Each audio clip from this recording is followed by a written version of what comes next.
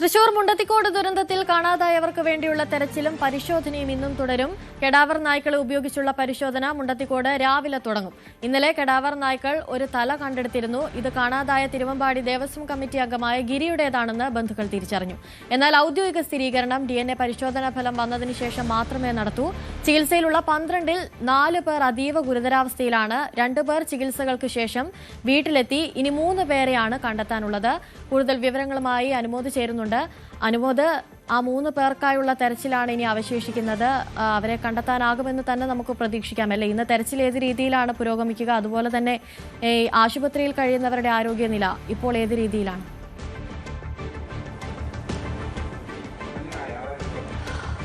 Anusree, good morning.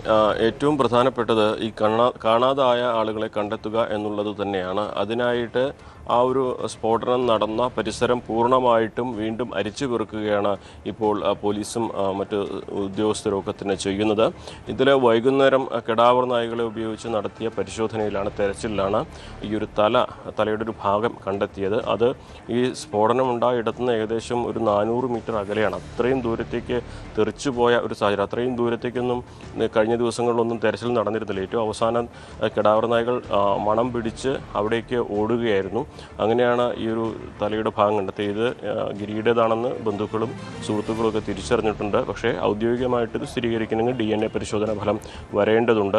അതിനായി അതിൻ്റെ നടപടികളും പുരോഗമിക്കുകയാണ്. മറ്റ് 3 പേർക്കായാണ് ഇനി കണ്ടെത്താനുള്ളത്. ഒരു മൃതദേഹം കത്തിക്കരിഞ്ഞ നിലയിൽ തിരിച്ചറിയാൻ കഴിയാത്ത രീതിയിൽ മോർച്ചറിയിലുണ്ട്. ഇതിൻ്റെ DNA ഫലം വന്നാൽ ഒരുപക്ഷെ ഈ കാണാതായ ആളുകൾ ആരെങ്കിലും ഒന്നാകും അത് എന്നൊരു വിലയിരുത്തലാണ് പൊതുവെ ഉള്ളത്. പിന്നീട് 2 പേരെ കൂടി കണ്ടെത്തേണ്ടതുണ്ട്. കഴിഞ്ഞ ദിവസം ഫോറൻസിക് സർജൻ പറഞ്ഞിരുന്നത് നേരത്തെ DNA പരിശോധനയ്ക്ക് അയച്ച 29 സാമ്പിളുകളിൽ 2 പേരുടെയെങ്കിലും ശരീരാവശിഷ്ടങ്ങൾ ഉണ്ടാകും, അല്ലെങ്കിൽ അവരെ തിരിച്ചറിയാൻ കഴിയുമെന്നൊരു വിലയിരുത്തലാണ്. അങ്ങനെ ആ DNA സാമ്പിളുകളോട് മാച്ചായി കഴിഞ്ഞാൽ ഒരുപക്ഷെ എല്ലാവരുടെയും മൃതദേഹങ്ങൾ അല്ലെങ്കിൽ മൃതദേഹാവശിഷ്ടങ്ങൾ ബന്ധുക്കൾക്ക് കൈമാറാൻ കഴിയുന്ന ഒരു സാഹചര്യമായിരിക്കും ഉണ്ടാവുക. 37 പേരാണ് ഈ സംഭവ സമയത്ത് അവിടെ ഉണ്ടായിരുന്നത് എന്നും ഇതിനോടകം തന്നെ സ്ഥിരീകരിക്കപ്പെട്ടിട്ടുണ്ട്. എന്നാലെങ്കിലും വലിയ ഒരു തെരച്ചിൽ ഇന്നും തുടരുന്ന സാഹചര്യം തന്നെ. നേരത്തെ ഇന്നലത്തോടെ ഈ കെടാവർ നായ്ക്കളെ ഉപയോഗിച്ചുള്ള തെരച്ചിൽ നിർത്താനുള്ള തീരുമാനമായിരുന്നു ഉണ്ടായിരുന്നത്. പക്ഷേ ഈ ഒരു തലയുടെ ഭാഗം കണ്ടെത്തിയതോടെ ഇന്നുകൂടി ആ പ്രദേശം ഒന്നാകെ അരിച്ചു പെറുക്കാൻ തെരച്ചിൽ തുടരാനുള്ള തീരുമാനത്തിലേക്കാണ് എത്തിയത്. അതുപ്രകാരം അല്പസമയത്തിനകം തന്നെ മുണ്ടത്തിക്കൂടെ ആ തെരച്ചിൽ ആരംഭിക്കും.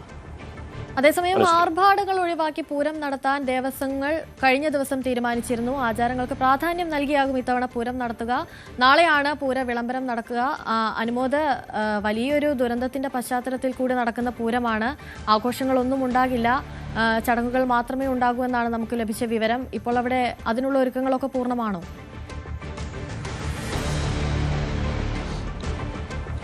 അനുശ്രീ, ഏറ്റവും പ്രധാനപ്പെട്ട ഒരു ചടങ്ങ് പൂരത്തിൻ്റെ നാളെയാണ് തെക്കേ നട തുറന്ന് പൂരവിളംബരം ചെയ്യുന്ന ഇതിലേക്കാവുമ്മ. നേരത്തെ ഈ ഒരു പൂരത്തിൻ്റെ പ്രധാനപ്പെട്ട ആകർഷണങ്ങളായി കണക്കാക്കിയിരുന്ന വെടിക്കെട്ടും കുടമാറ്റവും, അതിൽ വെടിക്കെട്ട് പൂർണ്ണമായി ഒഴിവാക്കാനും കുടമാറ്റം 15 മിനിറ്റാക്കി ചുരുക്കാനും തീരുമാനിച്ചു. അത് ആഘോഷങ്ങളുടെ ഭാഗമായിട്ടാണ്. പക്ഷേ ആചാരങ്ങളുടെ ഭാഗമായിട്ടുള്ള വടക്കുനാഥനിലേക്കുള്ള എഴുന്നള്ളത്ത്, മേളം, മറ്റു കാര്യങ്ങളൊക്കെ തന്നെ അതേപോലെ തന്നെ തുടരുമെന്നാണ് അറിയിച്ചിട്ടുള്ളത്. അതൊരു വിശ്വാസത്തിൻ്റെയും ചടങ്ങുകളുടെയും ഭാഗമായതുകൊണ്ട് അത് ഒഴിവാക്കാനാകില്ല എന്നൊരു നിലപാടാണ് ദേവസ്വം ബോർഡുകൾ സ്വീകരിച്ചിട്ടുള്ളത്. അതായത് 15 ആനപ്പുറത്ത് തന്നെ തിരുവമ്പാടിയും പാറമേക്കാവും എഴുന്നള്ളത്ത് നടത്തും. അതുപോലെ തന്നെ മഠത്തിൽ ഒരു പഞ്ചവാദ്യവും ഇലഞ്ഞിത്തറ മേളവും ഒക്കെ ഉണ്ടാകും. അവിടെ ഈ അനുഷ്ഠാനങ്ങൾക്കും ആചാരങ്ങൾക്കും ഒരു തരത്തിലും കുറവുണ്ടാകില്ല. ഇനി പ്രധാനമായിട്ട് മറ്റൊരു കാര്യമുള്ളത് ഘടകപൂരങ്ങളുടെ എഴുന്നള്ളത്തിനെ കുറിച്ചാണ്. അത് കൊച്ചിൻ ദേവസ്വം ബോർഡിൻ്റെ കീഴിലുള്ള ക്ഷേത്രങ്ങളാണ് ഘടകപൂരങ്ങൾ.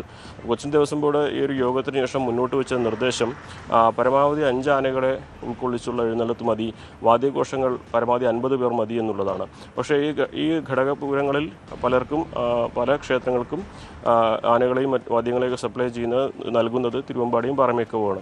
അതിൽ തന്നെ ചൂരക്കോട്ടുകാവൊക്കെ 14 ആനകളെയാണ് എഴുന്നള്ളത്തിൽ കൊണ്ടുവരാനുള്ള നിഷ്കർഷിച്ചിരിക്കുന്നത്. ചെയ്യുന്നത്. അവരുടെ ചട്ടം അങ്ങനെയാണ്, അല്ലെങ്കിൽ ഈ കാലങ്ങളായിട്ട് പിന്തുടരുന്ന രീതി അതാണ്. അതുകൊണ്ട് തന്നെ ഈ 5 ആനകളിലേക്ക് ഒതുക്കണം എന്നുള്ള നിർദ്ദേശം അല്ലെങ്കിൽ അങ്ങനെ ഒരു അഭിപ്രായം ഘടകപൂരങ്ങൾ കമ്മിറ്റികൾ അത് സ്വീകരിക്കുമോ എന്നുള്ളതാണ് അറിയേണ്ടത്. എന്താണ് അന്തിമ തീരുമാനം അവർക്ക് കൊടുത്തിരിക്കുകയാണ് ദേവസ്വം ബോർഡ് ചെയ്തിരിക്കുന്നത്.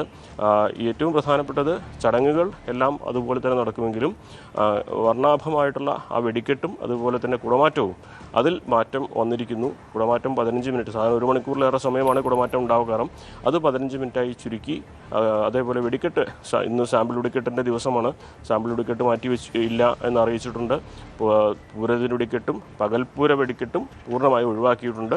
അങ്ങനെ ഈ വെടിക്കെട്ടിൻ്റെ ആ ദുരന്തം, വെടിക്കെട്ട് പുരയിലെ ആ ദുരന്തത്തിൽ ജീവൻ നഷ്ടമായവർക്ക് മുമ്പിൽ അത്തരത്തിൽ അവരുടെ ആ ഓർമ്മകൾക്ക് മുന്നിൽ ആദരവർപ്പിക്കാനുള്ളൊരു സാഹചര്യം കൂടിയാണ് ഇത്തരം ചടങ്ങുകളൊക്കെ ഒഴിവാക്കിയിട്ട് ചെയ്യുന്നത് എന്നതും പ്രധാനപ്പെട്ട ഒരു കാര്യമാണ്. എന്താണെങ്കിലും തൃശ്ശൂർ ഈ ഒരു ദുരന്തം തലയ്ക്ക് മുകളിൽ നിൽക്കുന്ന സാഹചര്യത്തിൽ ആർക്കും പൂരം വലിയ വർണ്ണാഭമായി ആഘോഷിക്കാനുള്ള മാനസികാവസ്ഥ ഉണ്ടാവില്ല എന്നുള്ളതും പ്രായോഗികമായിട്ടുള്ള ഒരു കാര്യമാണ്. പക്ഷേ പൂരം ഒഴിവാക്കുക എന്നുള്ളത് അത്ര എളുപ്പമല്ല. അതിന് പല ഒരുക്കങ്ങളൊക്കെ മുൻപേ തുടങ്ങിയതായതിനാൽ അത് ആ രീതിയിൽ നടക്കട്ടെ. എന്നാൽ വെടിക്കെട്ടും കുടമാറ്റവും അതിൽ മാറ്റം വരുത്താം എന്നാണ് യോഗത്തിൽ തീരുമാനിച്ചിട്ടുള്ളത്. അത്തരം കാര്യങ്ങൾ നടക്കുന്നുണ്ട്. ഒപ്പം തന്നെ ചമയ പ്രദർശനം എല്ലാ തവണയും വലിയ ആഘോഷമായിട്ട് ഉദ്ഘാടനമൊക്കെ നടത്തുന്നതാണ്.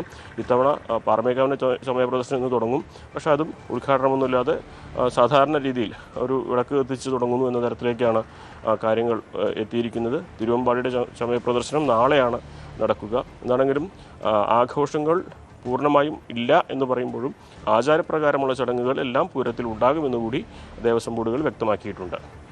ശരി, സി വി അനുമോദാണ് കൂടുതൽ വിവരങ്ങൾ നൽകിയത്.